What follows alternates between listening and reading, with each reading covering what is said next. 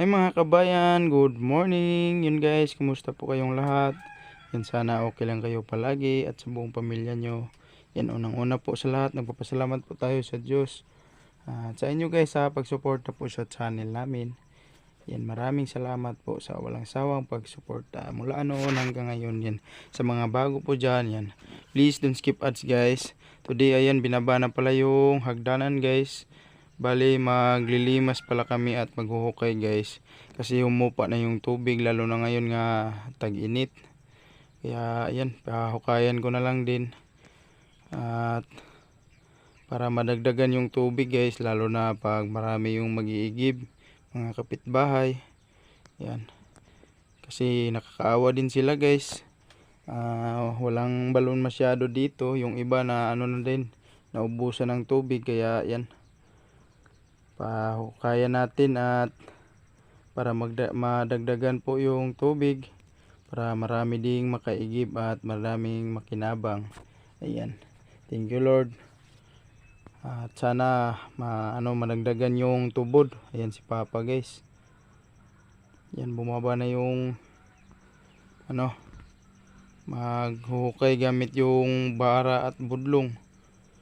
Yan, kukunan muna natin ng tubig guys kasi may natira pa naman ng tubig pero hindi na masyadong marami at na din, may halong putik. Tagal-tagal na din kasi itong hindi nalimasan guys, kaya pag konti lang yung tubig talaga yung putik guys. Kaya yan, nagsimula na pala kami guys. Yan yung tubig na galing sa loob ng balon. Yan ang gagawin ko guys, ano ko muna dito sa karsada. Sobrang kasi dito guys, alikabok, sanhi ng sobrang init. Grabe talaga yung panahon ngayon.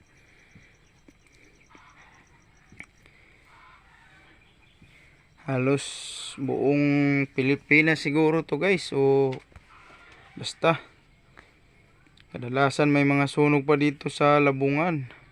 Kaya kailangan mag-ingat tayo na walang ma-damage na mga damo.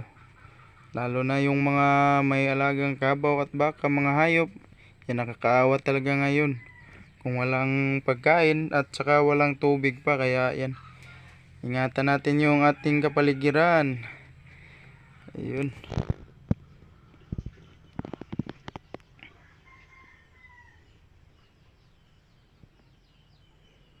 Yan, anuhin natin guys yung alikabok para hindi pupunta sa payag. Ganito lang yung gagawin natin araw-araw guys. Kaya kailangan may tubig tayo palagi. Yan guys, paubos na yung tubig sa paglimas. Pagkatapos niyang paglimas guys, magsimula na sa paghukay. Baka sakaling bigyan tayo ni Lord ng malakas na tubod, malakas na tubig guys. Sana nga. Yun madami daw putik guys. Kasi yun nga, walang masyadong takip yung balon natin. Kaya yung mga alikabok napupunta dyan, o di kaya minsan mga dahon-dahon. Kaya ngayon ay putik na guys.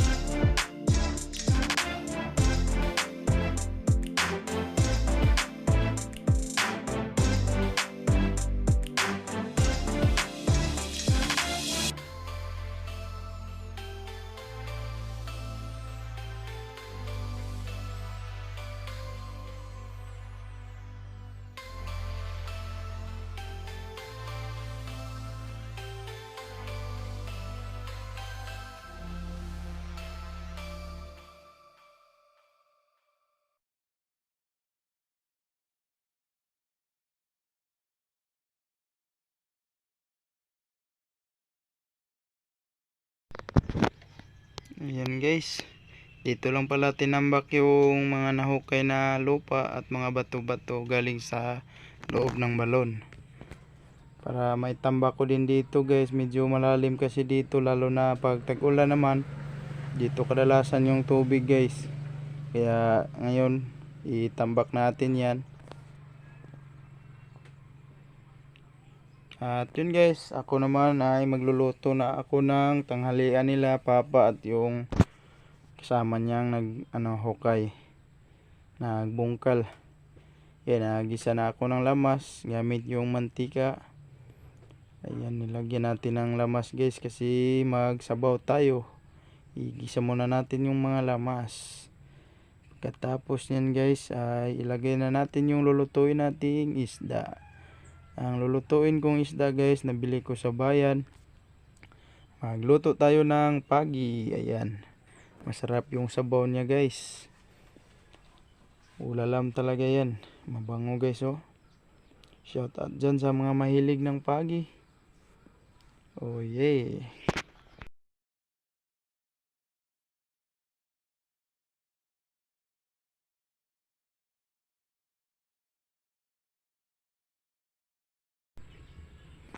Ayan na guys, lagyan natin ng sabaw, lagyan natin ng tubig guys, para masarap yung kain, lalo na yung nagbungkal sila papa guys.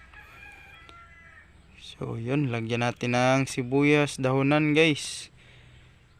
Yan, daming lamas, talagang ulalam yan guys.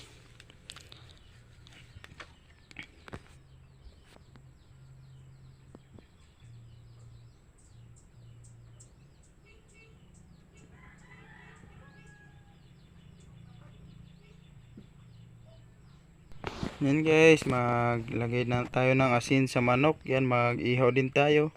Yan, para may pares yung tinula natin. At lagyan natin ng asin guys, para maano yung asin sa kanyang timpla. Yan, konting magic sarap. Ihaw natin yan guys, isugba. Yan, ito yung mga broiler ko guys.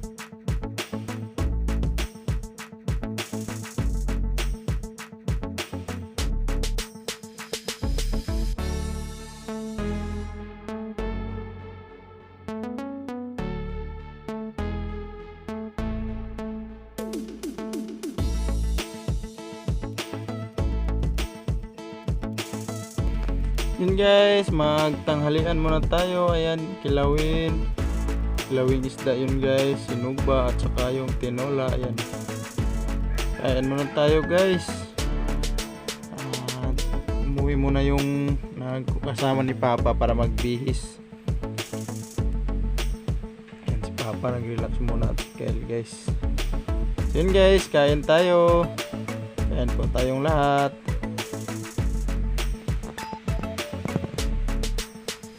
Yan, magpakain muna naman tayo sa ating mga alagang aso.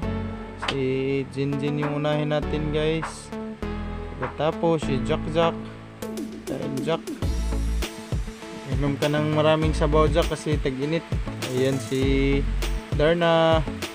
Kain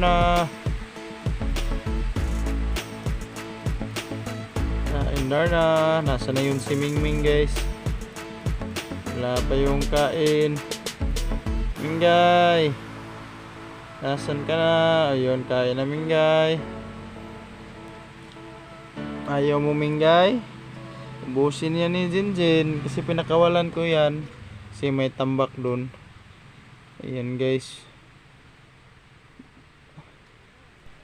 Ayan guys, ipagtimpla ko muna sila ng juice para sa kanilang snack. Ayan, bumalik na kasi sila kasi 1 PM na guys. At yan, lagyan natin ng yellow. Siyempre may kasamang tinapay yan guys, para swak na swak yung snack nila. Ayan, si Kyle tumulong na rin guys. Pumalit kay Papa. Snack sa. Yan, medyo may tubod na daw guys. Oh, thank you Lord at nadagdagan yung tubod. Yun guys, dahil natapos na maghukay at yun, thank you so much talaga Lord kasi may nadagdag na 3 tubod daw. Bali 4 na yung tubod guys kasi isa lang yung tubod na natira nung before naghukay sila. Ayan, kinuha na yung hagdanan. Yun, thank you Lord. At yun sa gilid guys, may ano pala dyan na takpan na din ng semento. May butas na konti, ayan dyan oh. Tinakpan na ng semento para sa darating na tag-ulan hindi maano yung hunob. Hindi yan dadaan sa ibabaw. Pure tubo na lang yung lalabas guys. At yun, nilinisan pala ni Papa yung takip ng balon guys. Yan muna yung gamitin natin sa ngayon. Hugasan na lang para matanggal yung kalawang. At yun guys, after mga 3 minutes mag-igib ako guys. Subukan nating igiban.